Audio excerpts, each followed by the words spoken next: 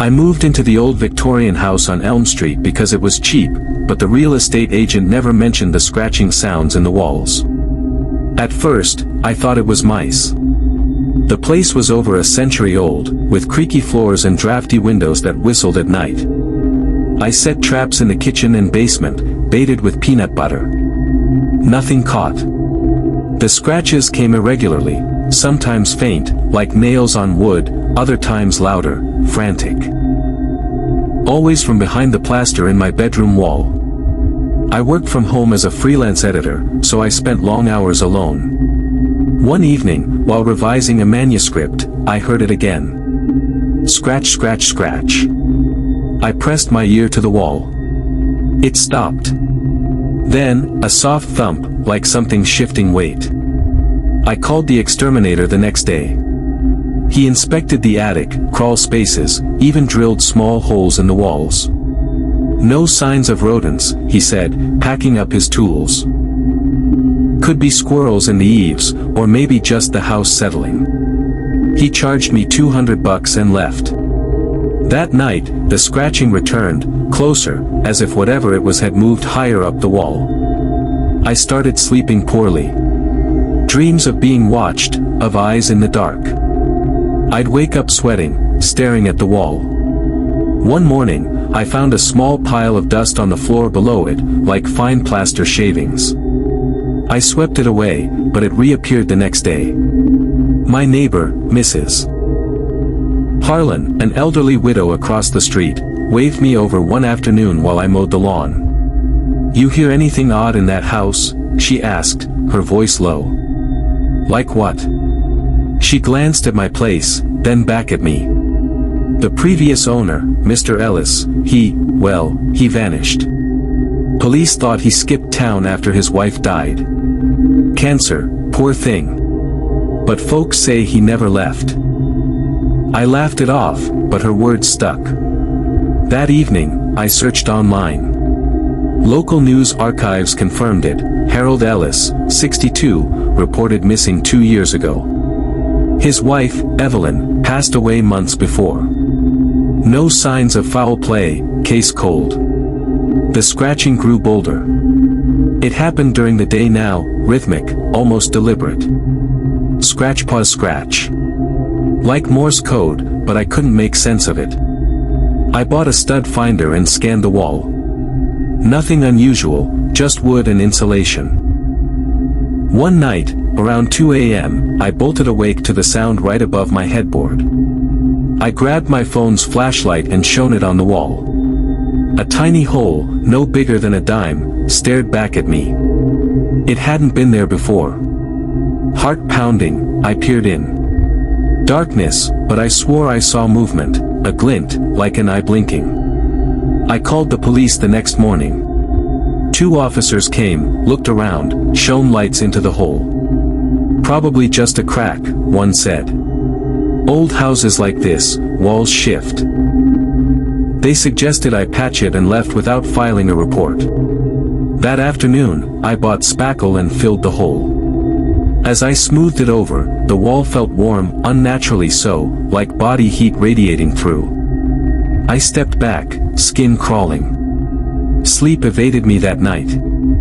I lay in bed, listening. Silence at first. Then, faint breathing, not mine. Slow, ragged inhales from behind the wall. I froze, every muscle tense. It matched my rhythm, then sped up, as if excited. I couldn't stay. I packed a bag and drove to a motel. But curiosity gnawed at me. The next day, I returned with a crowbar. I had to know. I pried at the bedroom wall, tearing away chunks of plaster. Dust filled the air. Behind it, insulation, pink fiberglass, matted and stained. I pulled it aside. A narrow cavity opened up, maybe 2 feet wide, running the length of the wall. It smelled of sweat and decay. Scratched into the wood beams were tally marks, hundreds of them, like days counted. At the bottom, curled in a fetal position, was a man. Emacia. Wild-eyed, clothes ragged. He looked up at me, lips cracking into a smile. Finally, he rasped. "I've been waiting." It was Harold Ellis. He'd sealed himself in after his wife's death, surviving on rainwater seepage and whatever insects crawled through. Watching the new owners through peepholes. Waiting for someone to find him. But as I backed away, phone in hand to call for help, he lunged. His bony fingers clamped around my ankle. "Don't leave me," he whispered. "She wouldn't want you to." The police found me hours later, unconscious from the struggle. Ellis was gone, the cavity empty except for fresh scratches on the floor, my name, etched over and over. Now, in my new apartment, I hear it again. Faint scratching in the walls. And sometimes, at night, breathing that isn't mine.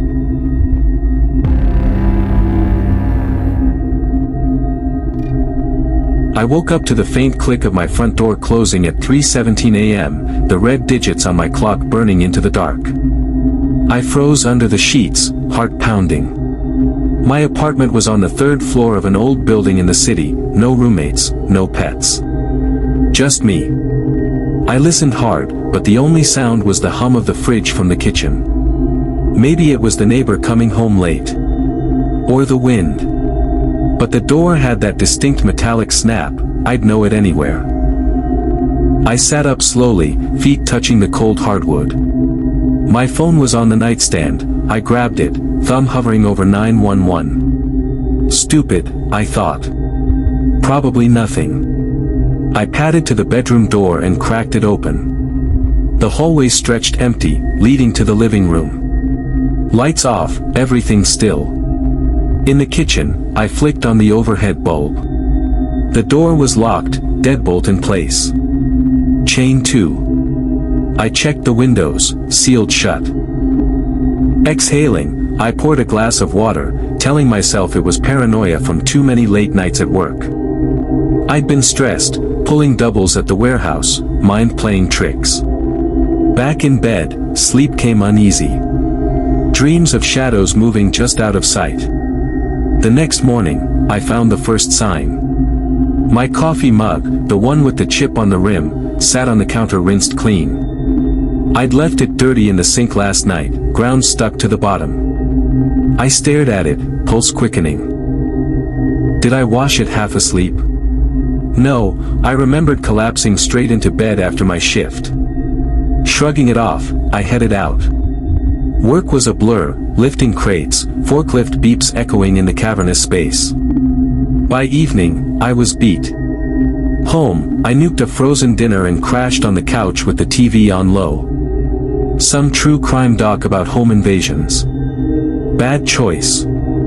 I dozed off midway. A creak woke me around midnight. The floorboards in the bedroom. I bolted upright, remote clattering to the floor. The TV cast flickering blue light across the room. I called out, "Hello." Voice shaky. Silence. Grabbing a baseball bat from under the couch, kept it there since the break-ins down the block last year, I crept to the bedroom. Empty. Bed made just as I'd left it. Closet doors shut. I checked under the bed, behind the curtains. Nothing. But on my pillow, a single strand of long black hair. Mine was short and brown. I picked it up, fingers trembling. Not mine. Not from anyone I'd had over in months. I didn't sleep that night. Sat in the living room with the lights on, bat across my lap. Called my buddy Mark at dawn. "Dude, you think someone's messing with me?" He laughed it off. "Probably a girl's hair from weeks ago. Or you're losing it from those shifts." Maybe.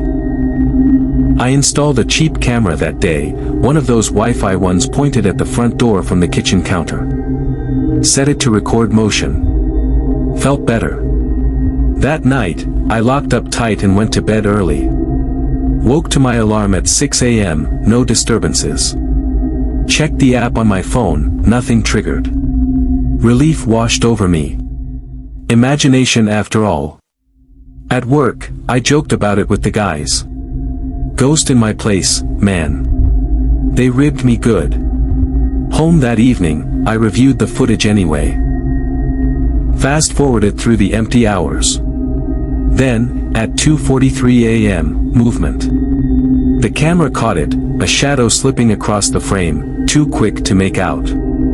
But the door didn't open. Whatever it was came from inside. I replayed it, stomach twisting. The shadow paused, then vanished toward the bedroom. Toward me. I searched the apartment top to bottom. Pulled furniture away from walls, checked vents, even the crawl space above the closet, nothing but dust. Called the super. Any way someone could get in. He grumbled about old pipes but found no issues. Slept with the bat that night. Or tried. Every rustle had me jumping. Next morning, another sign. My toothbrush was wet, bristles splayed like it had been used. I gagged, tossed it in the trash. Bought a new one, hid it in my drawer. Paranoia ramped up. I started noticing little things, a drawer slightly ajar, fridge door not fully closed, my keys moved an inch on the hook. Subtle, like someone careful not to leave traces. That night, I set the camera in the bedroom, aimed at the bed. Pretended to sleep, eyes slitted open. Hours ticked by. At 3:02 a.m., a soft thump from the ceiling. Then scratching, faint, like nails on wood. I shot up, staring at the vent above. Dust trickled down. I grabbed a chair, unscrewed the grate. Peered inside with my phone flashlight. Empty ductwork, stretching into darkness. But there, caught on a screw, another black hair. I called the cops the next day. 2 officers came, looked around, took notes. No signs of forced entry. Could be a neighbor's kid pranking you. They suggested changing locks, which I did that afternoon. Felt safer. Ate takeout, watched a comedy. Bed by 11. Woke to footsteps again, closer this time. Right outside the bedroom door. I lunged for the bat, yelling, "Who's there? I have a gun." Lie, but it worked. Silence. Checked the camera app. Motion at 3:15 a.m. Footage showed the door creaking open on its own, no, wait. A hand, pale and thin, pushing it from the hall. Then a figure, hunched, slipping in. Long black hair draped over a face I couldn't see. It crept to the bed, stood over where I'd been sleeping, just watching. But I was alone. The figure turned to the camera, smiled, teeth too white in the infrared, and whispered, "Closer now." I bolted out, down the stairs, into the street. Called 911 from a payphone. Cops came back, searched. Found nothing. Footage could be tampered. Or a glitch. I crashed at Mark's that night. Told him everything. He looked worried. Stay here till we figure it out. But I had to go back for work clothes the next day. Daytime, safe. Unlocked the door, stepped in. Place looked normal. Then I saw it, on the kitchen table, my new toothbrush, wet again. And a note in shaky handwriting, "I like the way you taste."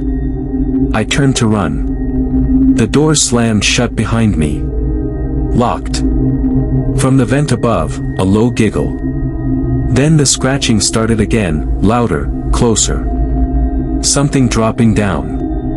I screamed as thin hands grabbed my ankles from under the table. Pulled me into the dark space I'd never noticed before, a hidden crawlway behind the cabinets. The last thing I saw was her face, pale, smiling, black hair matted with dust. "I've been waiting," she whispered. "Now we live together." They found my phone later, footage deleted. Apartment empty. Just a single black hair on the pillow.